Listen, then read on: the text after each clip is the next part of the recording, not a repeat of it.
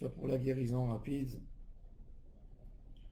de Daniel, Tamar, Atou, Bat Fortuné, pour la guérison de Rivka, Bat Menana, pour la guérison de Raphaël Moshe Nissim, Ben Kamil, pour la guérison de Liao Hananel, Ben Ruth Mesodi,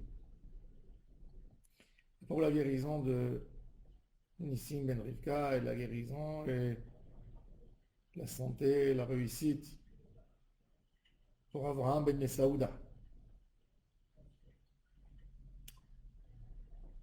Suite aux événements qui se sont passés avec Yosef dans notre paracha, Yosef qui montre à ses frères au début, il les soupçonne d'espions, il leur dit que pour témoigner sur leur innocence, il faut qu'ils laissent Shimon en prison et il faut qu'ils ramènent avec eux d'Israël leur frère Benjamin. Les frères rentrent en Eretz Israël, ils amènent la nourriture à la maison et leur père leur dit, il est où Shimon? Et on lui raconte ce qui s'est passé. Yaakov se met en colère et il leur dit, vous descendez pas et j'enverrai pas Binyamin avec vous. Il y a Reuven qui essaye de convaincre son papa et il dit une phrase terrible. Il dit, papa, si je ne ramène pas Benjamin avec moi, il dit une phrase terrible que personne oserait dire, qui lui tue ses deux enfants s'il fait ça. C'est-à-dire, il est prêt de sacrifier ses deux enfants quelque part. Et Yaakov ne fait même pas cas, il se moque de cette proposition de Reuven, il s'énerve. Et ensuite, il y a son fils Yehuda. Après toutes les propositions qu'on a essayé de convaincre Yaakov Avinu, il y a Yehuda qui dit à son papa, je m'engage à te ramener Benjamin. Et si je ne te le ramènerai pas, je suis un fauteur dans ce monde et dans l'autre monde. Et là, ça rentre dans les oreilles de Yaakov. Si Yaakov avait tellement peur pour son fils, l'engagement de Reuven, tue mes deux enfants, n'était pas suffisant, et l'engagement de Yehuda rassure Yaakov.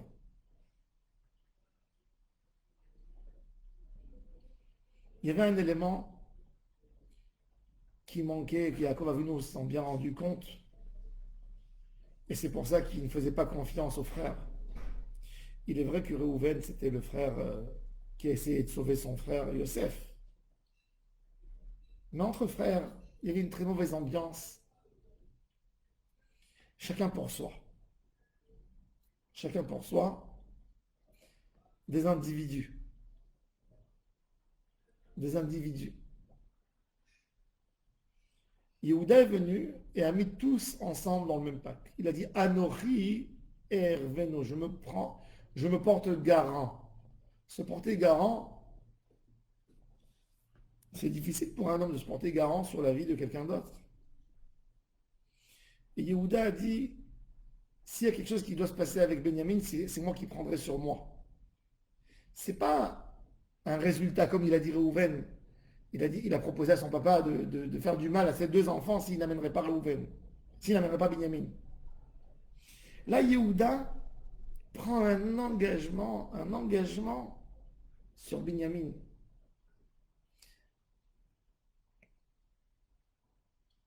Un homme qui signe un engagement, qui s'engage pour une dette de quelqu'un, en fin de compte, c'est qu'il a décidé de prendre la dette même sur soi. Kol Israël Arevin Zelazé. Quand on a reçu la Torah, on a signé tous un engagement. Au Matan Torah, on s'est engagé devant le bon Dieu pour les 613 mitzvot, les 613 décrets de la Torah, pas que pour nous, même pour les autres. C'est-à-dire, c'est comme quelqu'un qui veut ouvrir une usine, puis il y a des gens qui se proposent de venir travailler, il leur dit non, je ne fais pas confiance. Et chacun s'engage que même l'autre fera son maximum possible pour la réussite de l'usine. C'est ce qui a rassuré Yaakov Avinu. Anochi erveno. Miyadi tevakshenu. Tu viendras chez personne. Je ne te répondrai pas de réponse. Ah, je n'ai rien pu faire. Non. Tu viendras toujours chez moi. Tu pourras toujours poser la question. Chez moi, il est où Binyamin? Je ne donnerai pas un prix pour payer ma dette. Je dois toujours. Yaakov Avinu, quand Reuven, il a dit quelque chose de terrible, il a dit que Yaakov pourra se venger de ses deux enfants. Yaakov s'est dit, Reuven a très faim, il n'y a pas de quoi manger. Il se dit, peut-être le prix de la famine, c'est peut-être de perdre deux enfants. Yehuda est venu dire, il n'y a pas de prix. Tout le temps, avec tout ce que je payerais, ça ne suffirait pas pour finir l'histoire. Toujours, je serai là, si je fais quelque chose, s'il ne revient pas, tout le temps tu pourras venir réclamer. Ça, c'est l'idée de la Torah. On s'est engagé pour la Torah, un engagement qui ne se termine jamais. Dans la Torah, des fois, vous savez, quand un homme il fait un crédit dans la banque, alors, c'est vrai, il a mis une somme d'argent. Il a mis 50%, 60%. Mais des fois, il se dit, avec le temps, les difficultés, il est prêt d'abandonner ce qu'il a mis pour continuer sa vie. Et il dit, je leur laisse. Je laisse à la banque qui font une saisie du bien, qui prennent. Moi, j'ai pas la force. Et il abandonne. Et ça, c'était l'idée un peu de Yehuda, de donner un prix beaucoup plus élevé, 2 pour 1. Yaakov a dit, je ne rentre pas dans la notion du prix. Je veux un dévoué, je veux quelqu'un qui se donne sans limite corps, âme, et qu'il n'y a pas de limite à son engagement. Ça, c'est Yehuda. Ce fameux Yehuda qui a donné l'idée à ses frères de vendre Yosef pour gagner un peu d'argent, qui fait une teshuva extraordinaire et qui va à l'extrême du dévouement, de se donner pour un Israël. Et c'est pour ça que Yehuda, c'est Mashiach. La royauté sort de Yehuda parce que un roi qui donne tout pour son peuple, Mashiach, pour lui, il n'y a pas de limite à ce qu'il doit donner, même à un prix de difficulté, à un prix d'épreuve terrible. Migdol Yeshuot Malko Verose Chesed Limshicho, le David Ulzaro Adonam. David Amelech a décidé de rentrer et de prendre un Israël sur ses épaules, de les porter sur lui, avec ce qu'ils feront. Il sera toujours là. Jamais il dirait, c'est trop dur, je me suis fatigué. Ça, c'est un tzaddik. Se battre à tout prix. Tant qu'il est là, il se bat. Parce qu'il s'est engagé. C'est ce que Yaakov Avinu voulait entendre. Yaakov Avinu, si on regarde, il n'a pas cherché, qu'est-ce que tu vas risquer pour moi? La preuve, c'est qu'il n'a pas écouté ce qu'il a dit Reuven. Reuven était prêt de donner ses deux enfants. Yaakov ne se contente pas de ça. Yaakov Avinu se contente quand il entend, je ferai tout. Je serai une adresse où tu pourras toujours venir et je ne pourrai jamais payer tout. Avec tout ce que je donnerai, ça ne sera jamais suffisant et tu pourras toujours venir me reposer cette question. Il est où Benjamin? Ça, ça c'est un engagement. Ça, c'est l'engagement que Kadosh Baruch Hu nous a demandé pendant Matan Torah. Pendant Matan Torah,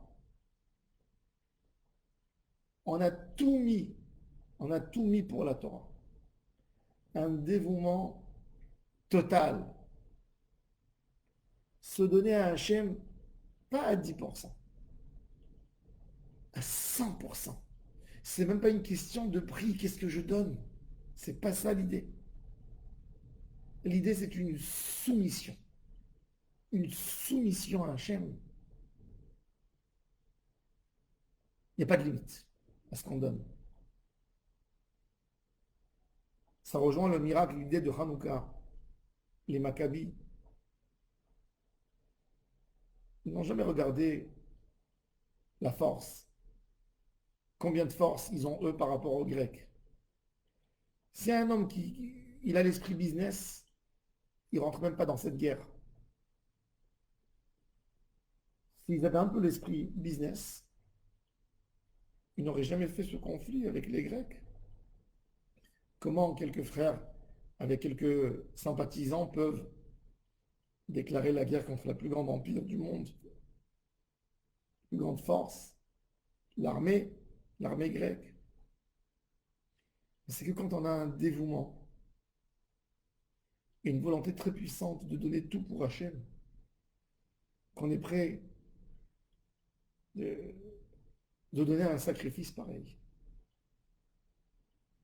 Yaakov Avinu a été rassuré quand Yehuda lui a dit je donnerai tout. Nous on demande à Kadosh Baruch Hu beaucoup de choses. Et Kadosh Baruch Hu nous dit tu veux t'engager pour moi?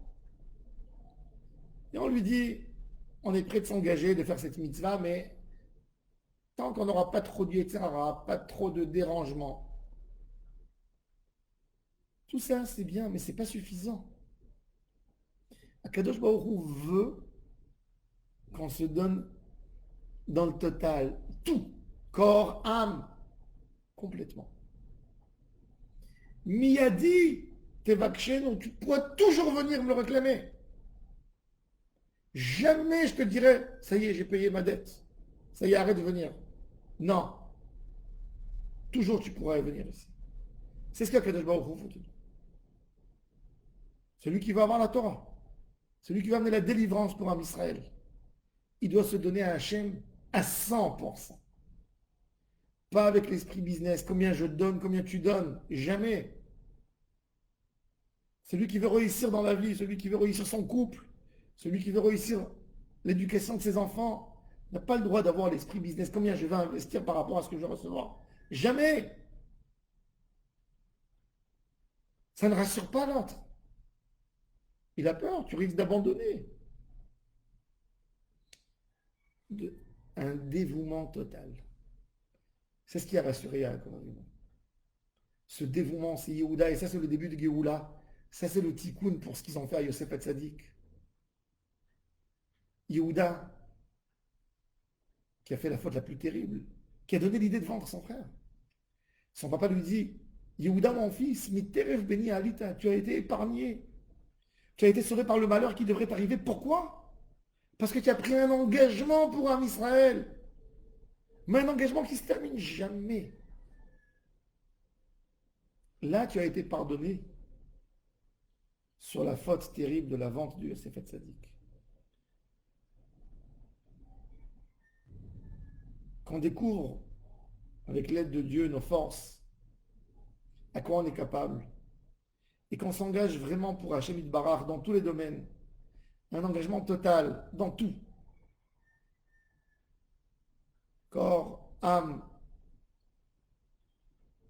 esprit, volonté, tout pour Hachem Yitbarach. Et avec ça, que la lumière de Yehuda se réveille et éclaire avec l'avenue du Mashiach Tzidkenu, qui est un des descendants de Yehuda. Amen. Amen.